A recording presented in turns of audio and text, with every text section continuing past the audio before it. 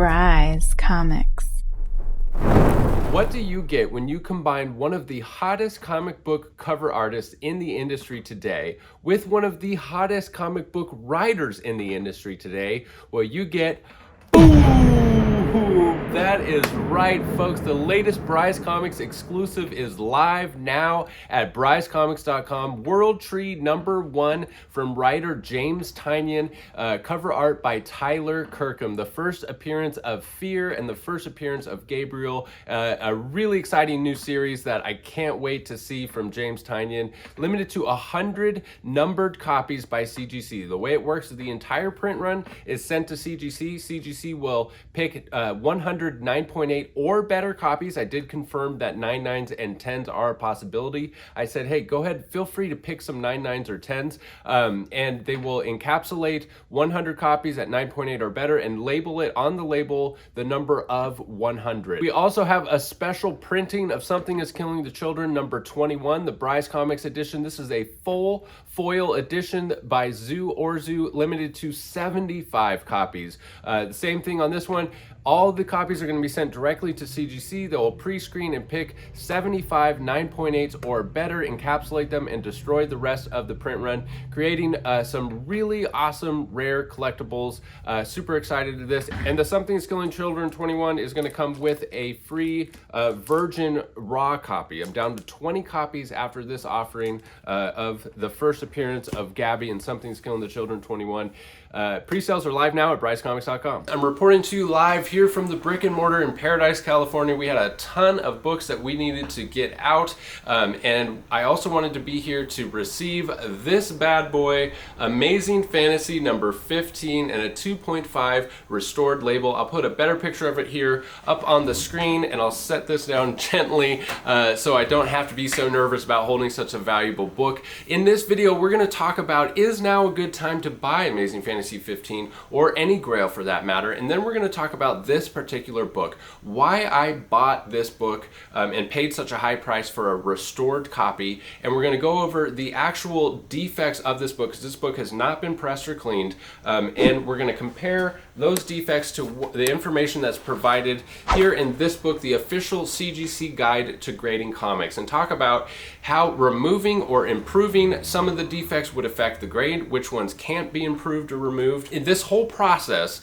of comic book CPR, which is crack, press, and resubmit, is something that you're gonna want to familiarize yourself with if you're buying big books like this, because it's a way to get instant equity in your books. It's a way to add better quality books to your collection, because you can find opportunities like this where you can get the books at a discount, improve the defects, and have a whole bunch of equity in those books. This book is imperative if you're serious about that, because it lists every single comic book defect and how it affects the grade. All right, I'm not affiliated with CGC in any way. No kickback for this book, but it's finally here, this book, The Secrets of How They Grade Comics, and we've waited a long time for this, and now it's available. So I highly recommend, if you're serious about this, that you pick this up.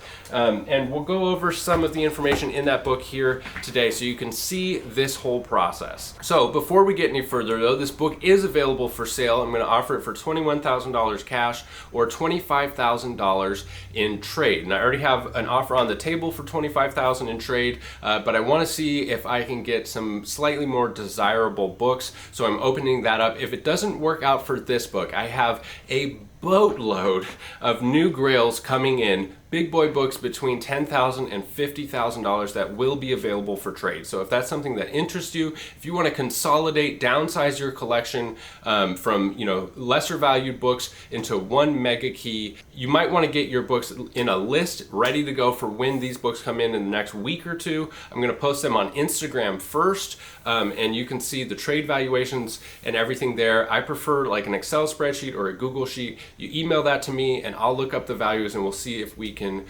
work some magic. So let's talk about how I ended up with this copy, and then we'll talk about, is now a good time to buy Amazing Fantasy 15 or any grail for that matter. So I posted on Instagram that I was looking for a low grade copy like a 0.5 or a 1.0 because I wanted to offer an Amazing Fantasy 15 as a grand prize for a mystery box. And I talked to a bunch of different people, nothing quite worked out, and then my friend reached out to me and said, hey, I have a family member it was either a family member or a friend of the family that just got their copy back from CGC. It's a 2.5 restored. Would you be interested in this? So they sent me pictures of the book, and the long story short is I could tell that this book hadn't been pressed and that it had color touch that could be easily removed from the book, and the end result would be about the same grade in a blue label if I just put in the work to get it to that point. We'll go over all the details of how I figured that out here in just a moment. So I decided to make a really strong offer on the book, and I'm going to offer it, as is right now, because the last time I got a restored book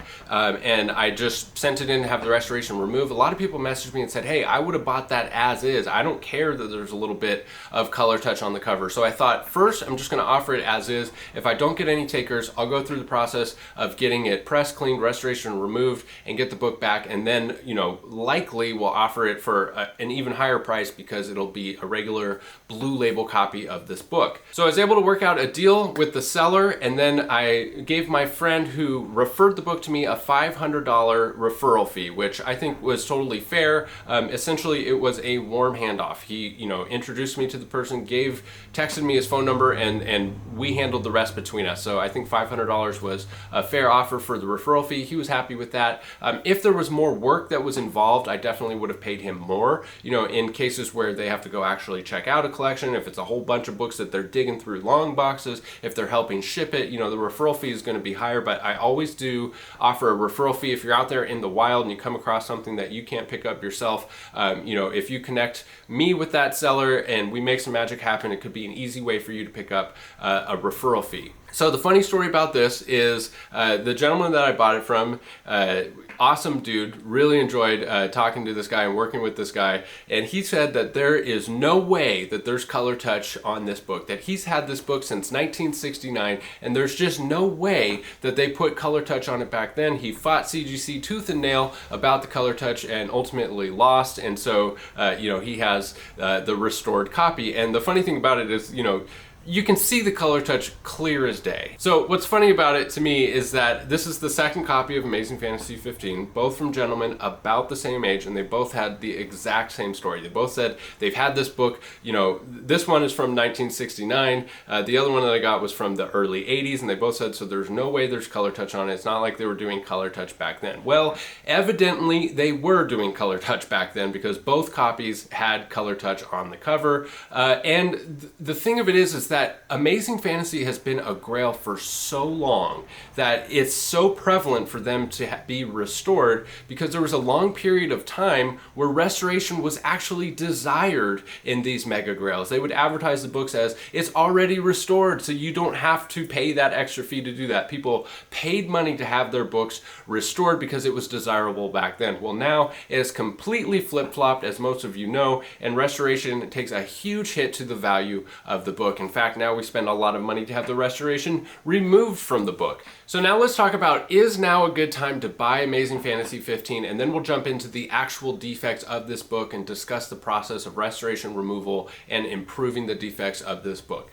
So what I learned when I made that post about searching for a 0.5 or 1.0 copy and talking to a lot of different people who do have copies of this book for sale, I think most of the people that I talked to had recently acquired their low-grade copies of AF15, and so they really weren't willing to offer a good price. Most of them weren't even willing to go with the last sale on GPA, or the most recent sale. Most people wanted even more than that, which is totally understandable, because if you acquired Amazing Fantasy 15 over the past year or so, you likely paid a way higher price than what they're selling for today. So it begs the question, is now a good time to buy Amazing Fantasy 15? I think if anyone were to tell you that this book has nowhere to go but up, it's the king of the Silver Age, it's the first appearance of Spider-Man, I think the people talking like that are dealers or people trying to sell their copy. I think, in all likelihood, this book very well could come down in value a little bit more, but one thing's for sure is that people aren't willing to just dump this book.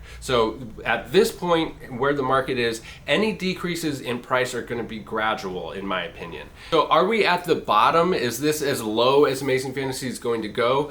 That's a matter of opinion, and I could see that being a possibility, that we're not going to go much lower if we do go lower than today, or I could see a gradual decline over time. But I think if you take a macro look at this purchase, if you were to purchase AF15 today, I think in 5 or 10 years, it would have been a decent time to buy. So it's not a terrible time to buy. It very well could be the bottom. You could be buying, at the bottom today, or at least close to it. That's one of the beauties of trades, is if you're trading comics for a grail, it's a great way to hedge against the ups and downs of comic book prices, because you're trading books for books. And so likely, with a few exceptions, a character is announced in the MCU or something, that book might spike up in value. But generally, all comic book prices in general kind of follow the same trend. And so if you're trading comics for comics, it's a great way to hedge against that. It's when you're putting in new money, like if you're putting in cash that you have saved up to buy a big grail, that's when you really need to pay attention to timing of your buy-in, because you're putting cash into it, and if the cash goes down 10 or 20% right away, you definitely want to try to avoid that. So with that said, let's jump into the computer, talk about the specific defects with this book, how they affect the grade, and what can and can't be improved. So first I want to start by talking about the overall appearance of this book and how it might be improved as is, without talking about the restoration. So this book has heavy creasing to the cover, and a lot of the creasing is non-color breaking. And as you can see, there's just rippling and creasing that can be greatly improved by pressing, add a little humidity, and give this thing a press. A lot of those non-color breaking creases are going to come out, causing this book to present a lot better on both the front and even on the back cover. There's tons of non-color breaking creases on the back as well. Now, the color breaking creases and the pieces missing and the tears, there's nothing you can do about that, but you can make this book present a whole lot better. And oftentimes that's the difference between a 2.5 and a 3.0, is it's a 2.5 that just looks a little bit better. That'll bump it up to the 3.0. Here's a couple 3.0 copies for comparison. This one, you can see there are some decent size pieces missing from the spine and the right side of the book. Of course, heavy creasing. I mean, it's a 3.0, very standard for this grade of a book. This book in particular has a lot of marvel chipping on the right hand side. Marvel chipping is when the blade that was used to cut the comics was dull, and so when it pressed down on that front cover, it pulled the cover in towards the blade, causing some weakness in that side of the book. And then over time, that weakness chipped off, and so that's why they call it marvel chipping. And my actual copy doesn't have any marvel chipping, which is definitely a plus for this book. Here's another copy of a 3.0. As you can see, some heavy creasing, some pieces out, a little bit of marvel chipping. So it's definitely within the realm of possibility that just pressing this book as is, if you sent it back in, just pressed it, it could come back a 3.0 restored. All right, so now we're going to talk about some of the other defects here. If we go first of all, let's talk about the restoration quality. So it's slight B1, and here's the restoration scale. B means fine, and this is very important when you're looking at restoration removal, is the material used for the restoration. Fine means the material used for color touch is either pencil, crayon, or chalk. And so this is a lot easier to remove, pencil, crayon, or chalk, than pour, which is glue, pen, marker, or whiteout. Oftentimes with pour restoration, you have to actually cut the pen and the marker parts out. Sometimes the pen or the marker penetrates the cover and goes through some interior pages as well, which can affect the grade. So when you see it with pencil, crayon, or chalk, that's definitely a plus as far as the removal. It might be less invasive for the removal. And if you look at the actual restoration on this example, it's kind of glossy, and so it almost looks like it could possibly just be pencil. It could be just pencil graphite that's causing that sheen, that shine. That's actually highly likely somebody just took a pencil, especially since if it was done in 1969 and somebody just colored it in, and it wasn't like a professional, restoration. So then we have the quantity scale, and this one, it says slight. Slight means that it's light color touch in small areas like spine stress, corner crease, or bindery chip. And so the grader's notes on this one say small amount of color touch, and we'll get back to that here in just a sec. So let's move on to the top note here, staple detached top of front cover. And so for this, I want to pull up the official CGC guide to grading comics. I'm not going to read the full thing, but some points that are worth mentioning is that a fully detached cover or wrap is classified by the paper rather than the staple. So if the cover is completely detached, it'll be classified under the cover detached or wrap detached, whereas if it's just a staple, it's classified as a staple detachment. So the least egregious form of a staple detachment involves a centerfold detached from one staple, which may only prevent a comic from achieving a 9.6 or a 9.8. So you could get a 9.4 if the book was otherwise perfect and was just the centerfold was just detached at one staple, and then it gets more severe as the staple detachments go on. This is one staple detached at the top cover, so it's definitely not as bad as it could be. And then it goes on to say a cover fully detached from one staple will usually not grade higher than a 7.0 or a 7.5. So I have actually seen an 8.5 with a staple detached from the top cover.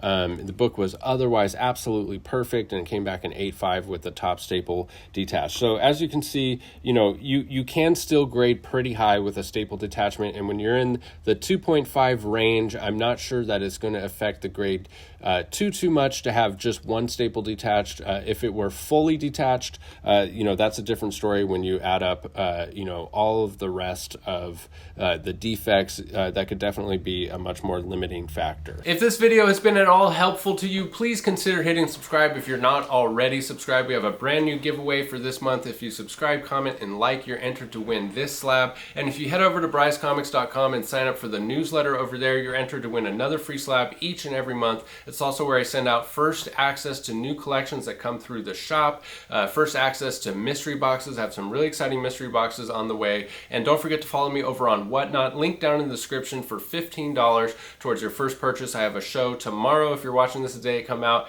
and I should have some consistent slab shows. Everything starts at $1 with a chance at $500 in cash, and we're having a ton of fun. I hope to see you over there. The next thing on the notes here say writing center of front cover, and this you can see clear as day. It's the number 6 that was written there on the cover. And let's open up the guide and see what it says for writing. Writing can affect the grade anywhere from a 4.0 to a 9.8. So you can have writing on the cover and it can still get a 9.8. Some common examples of this are, dates written on the cover in pencil that aren't really that big. That was a common thing back in the day. They would write the date on the cover, and you can still get a 9.8 with a date written on it. Some collectors actually prefer date stamps or dates written on the cover because it adds a little bit of character to the book. And this one in particular, that 6, the way it's written on there, it's probably not going to hold it back from getting to a 3.0. It's not as bad as it could be. It's not defacing the comic,